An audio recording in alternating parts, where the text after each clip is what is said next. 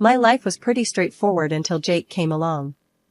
I was a fitness trainer at a local gym, spending my days helping folks shape up, which kept me busy enough not to dwell on the lack of drama in my personal life.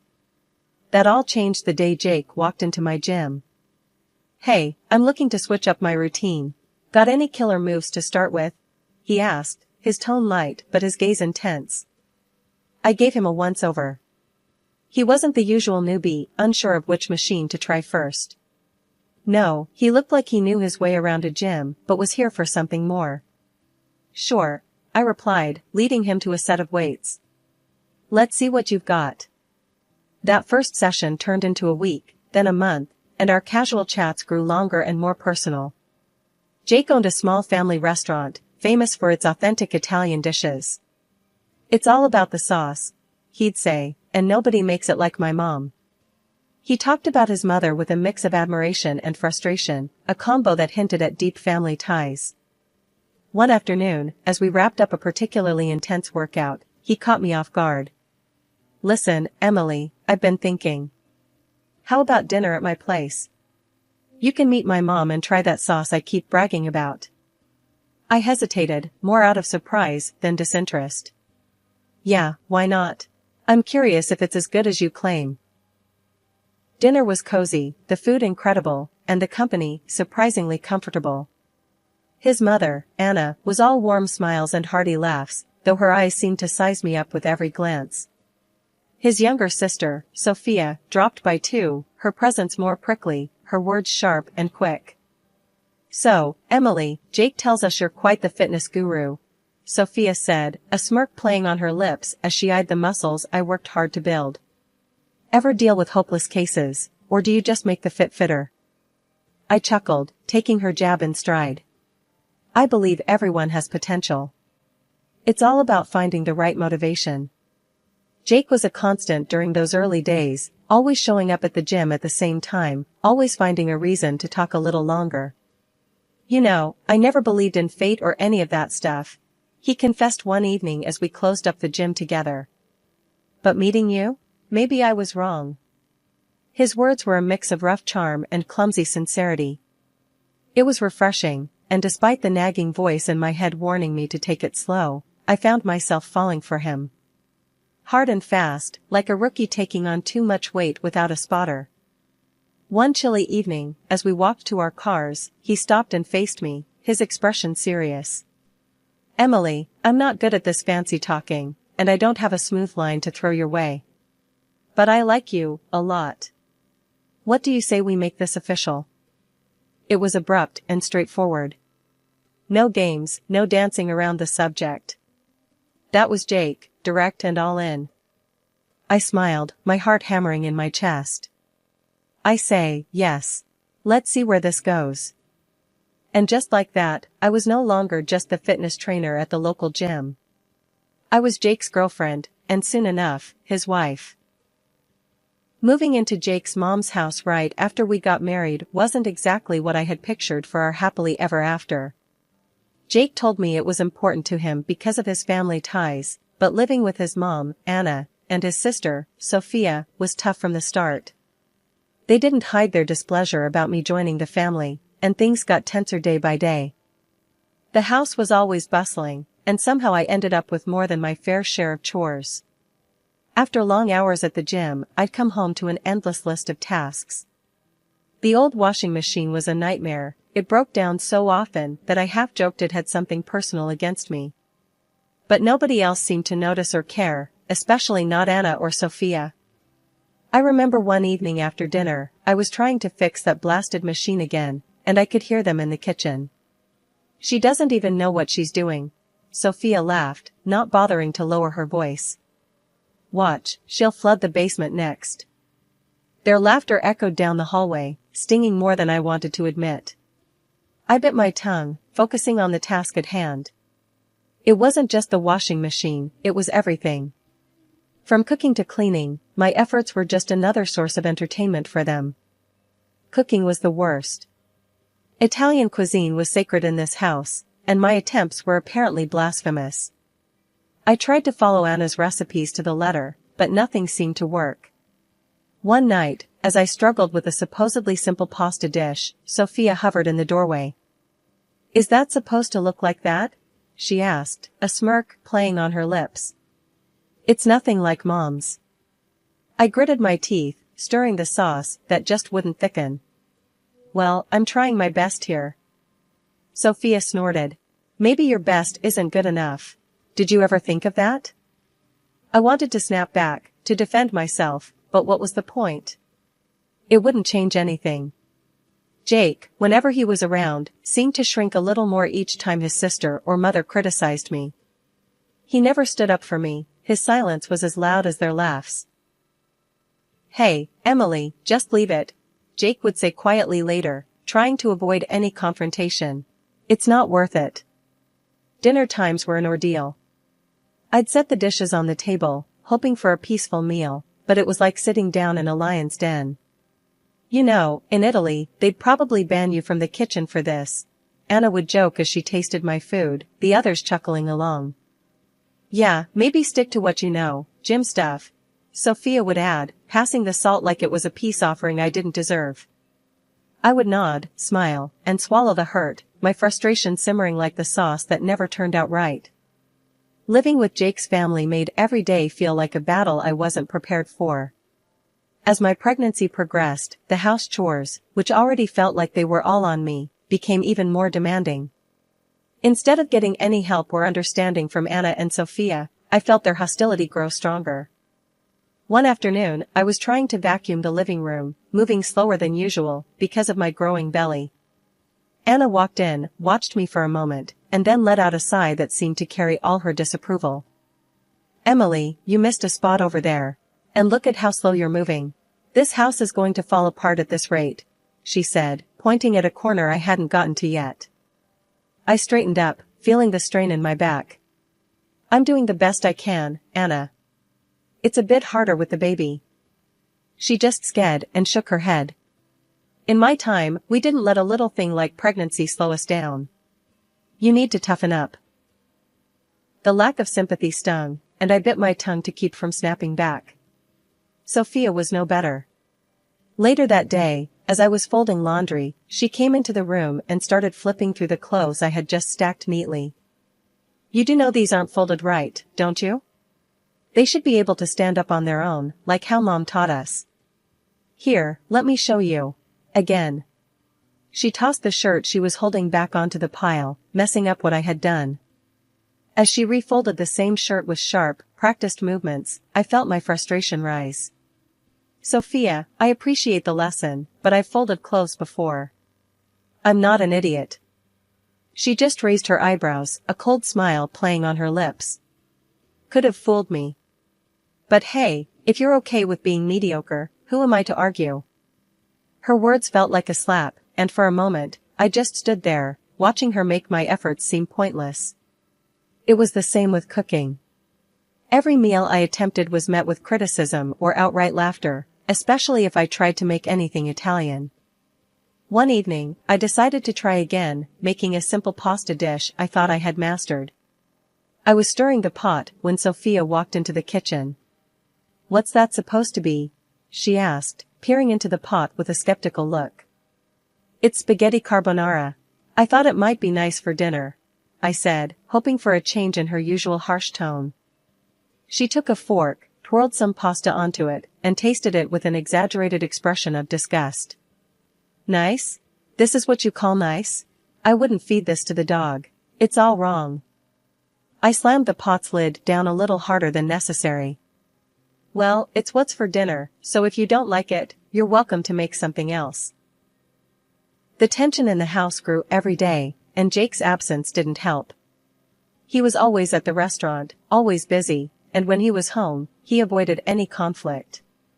Whenever I tried to talk to him about how his sister and mother were treating me, he'd just sigh and say something like, "I know it's tough, Emily, but try to hang in there. They'll warm up to you eventually. Just give it time." After giving birth to my son, I hoped things might get better, but the reality was just the opposite. I had gained a good amount of weight during pregnancy, which became the new source of their mockery. "Look at how much she's eating," Anna would laugh as I tried to nourish myself for breastfeeding. Are you feeding a child or a small army? One day, while I was nursing my son in the living room, I heard Sophia mimic a cow's moo from the kitchen. The sound sliced through me, and tears pricked my eyes. It was clear they saw me as nothing more than a cow, a utility for my son. I reached my breaking point after the mocking, and the cold treatment at home became too much. I needed something for myself, a space where I wasn't just the criticized daughter-in-law or the underappreciated wife. That's when I decided to start my own YouTube channel and Instagram page.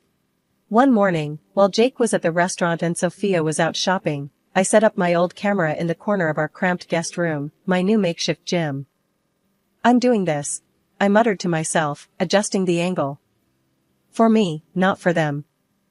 I started recording simple workout videos, ones that could be done at home, especially appealing to moms like me who couldn't always hit the gym. It felt awkward at first, talking to a camera, pretending I was speaking to an audience who cared about what I had to say. But soon, it became my refuge. The first few videos were clumsy, my commentary stilted. Hey everyone, it's Emily here, bringing you a quick 10-minute workout perfect for busy moms. Let's get started. My follower count started to grow, and with it, my confidence. I invested in a better camera, learned a bit about lighting and editing from online tutorials. My little project was turning into something real, something entirely mine. One afternoon, I was recording a new video, a low-impact cardio sequence, when Sophia barged into the room. "What the hell are you doing?" she snapped, her eyes darting from the camera to me. "You turning our home into your personal TV show now?" I paused the recording, my heart pounding not from the exercise, but from the confrontation. Yes, I am actually. It's something important to me. I need something of my own, Sophia. She scoffed, looking around with disdain. You think you're some kind of star? Please, get over yourself, Emily. The words hurt, but I was getting better at handling her barbs. Well, it's not like I have your approval for anything else around here. I might as well do one thing I enjoy. Sophia rolled her eyes and stormed out, but I didn't stop the camera for long. I resumed my session, my voice stronger than before. As my digital presence grew, so did the opportunities. Brands started reaching out to me, offering to send free products for me to use in my videos. Then came the offers for sponsored posts. The first time a brand offered me money to feature their product, I was in disbelief. I can't believe they're paying me for this, I said to Jake over dinner one night, trying to share my excitement. That's great, Emily, he said, though his tone was distracted, his mind on his restaurant troubles. Just keep it quiet, okay? Mom and Sophia don't need to know about this. As I turned back to the dishes, a notification pinged on my phone. Another comment, another follower, another step away from the disdain and towards something beautifully ordinary, but all mine. You're doing amazing, Emily. Thanks for sharing your journey, the comment read. My channel wasn't just a hobby anymore, it was a budding business, pulling in more cash than Jake's struggling restaurant. Soon, I was handing him $2,000 a month to cover the house bills, making it look like his contribution. Despite my success, Anna and Sophia still treated me like a freeloader. She does nothing around here, just prances about making her silly videos. Anna would snipe when she thought I was out of earshot. Sophia was no better, echoing her mother's sentiments and adding her own barbs about how I should be doing more housework like a real woman. Then Jake's restaurant hit a rough patch. He came to me, looking more worn than I'd seen him in months. The restaurant needs a cash injection badly. Can you help out? His eyes were pleading. I didn't hesitate, transferring $10,000 for what he called urgent developments. He was thankful, genuinely so, but it wasn't long before he was asking for more. Just another $5,000 for the bills this month, he said softly, almost ashamed. I agreed, because I could afford it, and because he was still the father of my son, who he absolutely adored. But deep down, I felt the imbalance growing, not just in our finances, but in our relationship too. Life at Jake's family home was always strained, but it turned unbearable when Sophia got married and brought her husband, Mark, to live with us. The house was packed, and any semblance of privacy or peace I had carved out for myself and my son vanished overnight. Anna, never one to mince words, started calling me lazy and a parasite right to my face. "You do nothing around here," she'd snap as I tried to manage my online work while keeping an eye on my son. "Just taking up space." It didn't help that Sophia was now expecting her first child, and Anna made it clear they needed more room, implying that my son and I were in the way. "Soon, there'll be another baby in the house, and we can't have freeloaders taking up space," Anna declared one evening, her eyes darting pointedly in my direction. The atmosphere grew colder, and then, as if things couldn't get any worse, Jake announced he had to leave town for a few weeks to handle some urgent matters with his restaurant in another city. He packed up and left, kissing me and our son goodbye, oblivious to the storm he was leaving behind. I tried to keep things normal, taking my son to school and continuing with my videos in the park. But the day everything truly fell apart was like any other until it wasn't. After picking up my son from school, we walked back home, chatting about his day, only to find our belongings, suitcases, bags of clothes, and even my son's toys, piled up outside the front door. Confused and heartbroken, I rang the doorbell, only to be greeted by the cold faces of Anna and Sophia through the window. They opened the door just a crack, enough to speak, but not enough to let us in. "You need to find somewhere else to stay," Anna said, her voice harsh and unwavering. "What are you talking about? What about Jake? What will I tell him?" I demanded, my voice rising in panic and anger. Sophia laughed, a cruel, cutting sound. "Tell him whatever you want. He's not here to care, is he?" I tried calling Jake, but my calls went unanswered, sinking me deeper into a mix of despair and fury. With no other options, I gathered our things and managed to get us a room at a nearby hotel. Sitting there, in that impersonal room with my confused and upset son, I felt a shift inside me. This wasn't just a temporary retreat, it was a forced eviction from a life I could no longer tolerate. I had just finished unpacking our essentials when my phone pinged with a new message. It was from Sophia, which was odd because we hardly communicated directly, especially not since the fallout. Her message was shockingly cheerful. "Thought you might want to see what your beloved husband has been up to," accompanied by a link. Curiosity piqued and anxiety tightening in my chest, I clicked the link. It redirected me to a social media page filled with photos of Jake, photos that showed him not on some urgent business trip as he claimed, but enjoying cozy dinners and walks on the beach with another woman. The timestamp on the latest photo, just yesterday. I sat there, numb, the phone slipping slightly from my hand as the realization hit me. He wasn't just away on business, he was living a whole other life without us. Anger, sharp and bitter, bubbled up, but before I could drown in it, my son tugged at my sleeve. "Mommy, are you okay?" His small voice, filled with concern, pulled me back from the edge. I forced a smile, scooping him up into my arms. "Yeah, buddy, I'm okay. Just a little tired, that's all." I sat there, staring at the screen, a mix of anger and betrayal coursing through me. All this time, I had been the financial backbone for his failing restaurant and for his family, who had just thrown me and my son out like yesterday's garbage. And here he was, living a double life at my expense. Over the next week, my phone was incessantly buzzing with calls from Jake. When I finally answered, his voice was laced with feigned concern. "Emily, where are you guys? I heard about what happened. You should come back. We have bills to sort out, and the restaurant needs more funding." His words made my blood boil, but I kept my tone neutral. "Sure, Jake. We can discuss it.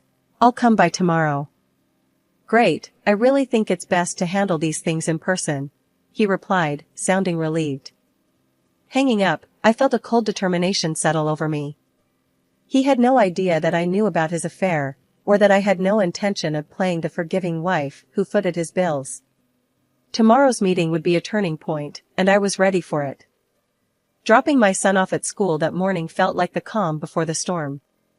As I drove to my mother-in-law Anna's house, where I knew Jake, Anna, and my pregnant sister-in-law, Sophia, would be waiting, my stomach churned with nerves and resolve. When I arrived, Jake was obviously relieved and maybe even a bit happy to see me, unlike Anna and Sophia, whose faces were marked with discontent.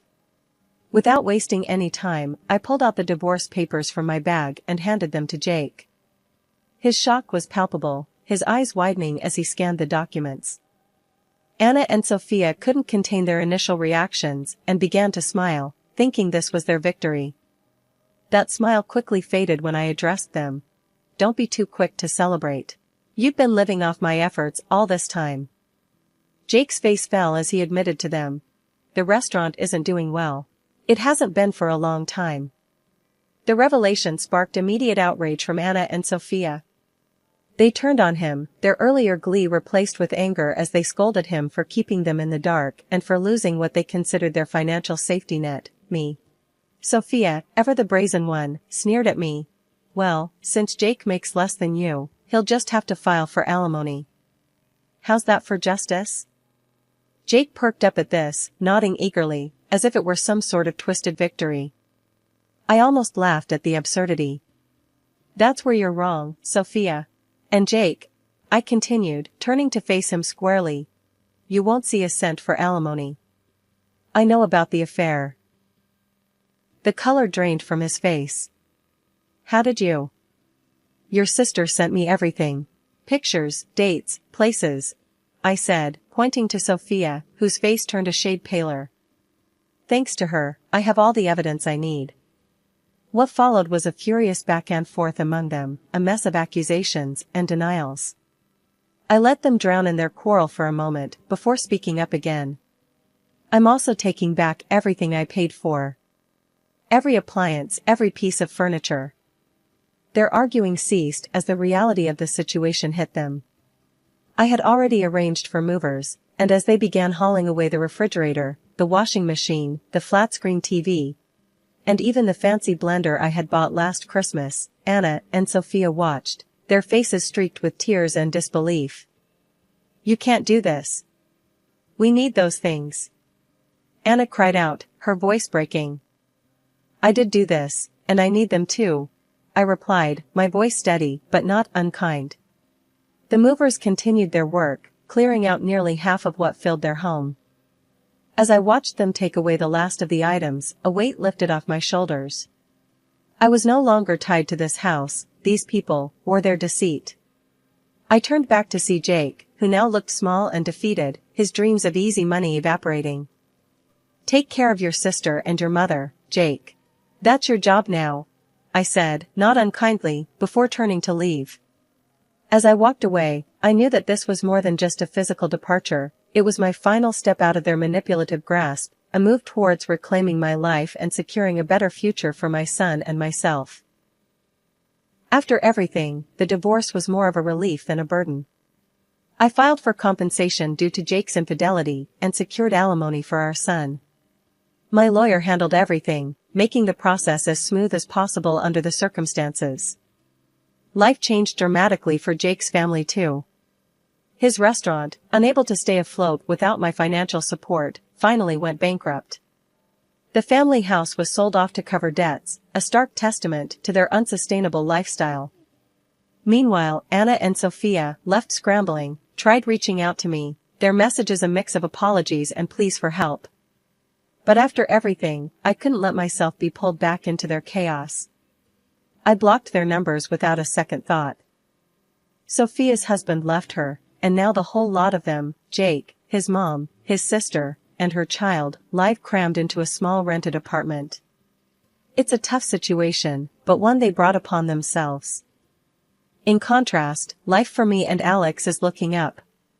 We've settled into a nice rhythm in our own rented apartment, a cozy place that feels more like home every day. My YouTube channel and Instagram page have really taken off, resonating with women, especially new moms who are trying to find their way back to fitness. Seeing the positive impact of my work has inspired a new idea, launching online fitness courses specifically tailored for postpartum women. I'm excited about the possibilities and the chance to help others who have been in my shoes. There was so much to do, but for the first time in a long while, the future seemed bright and brimming with potential. Here in our little sanctuary, with my son's laughter echoing off the walls, I felt a profound sense of peace. We had made it through the storm, and now, it was our time to shine.